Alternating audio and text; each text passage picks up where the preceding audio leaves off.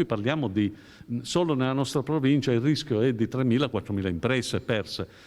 Questo determinerà una perdita occupazionale innanzitutto. È il grido di dolore di 4.000 imprese padovane, in particolare di quelle impegnate nel turismo e nel settore della ristorazione, quello portato in prefettura a Padova dalla delegazione di Confesercenti nella giornata di mobilitazione nazionale.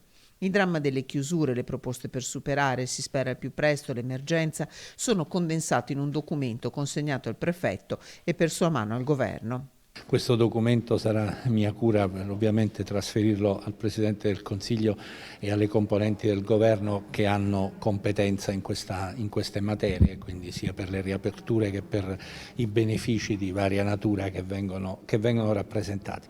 Interventi sulla fiscalità, continuazione della moratoria sui mutui bancari in scadenza a giugno, garanzie sulle riaperture, queste le richieste delle aziende, a loro fianco la Camera di Commercio. Noi abbiamo predisposto dei interventi nel settore del credito, dove la Camera di Commercio di Padova sola ha investito oltre 4 milioni di euro nell'ambito dell'innovazione, e poi abbiamo soprattutto intensificato questi sportelli di ascolto che già esistevano in Camera di Commercio. 115 gli sportelli operativi sul territorio sul fronte della digitalizzazione, accanto a veri e propri punti di ascolto con la presenza di consulenti per le imprese.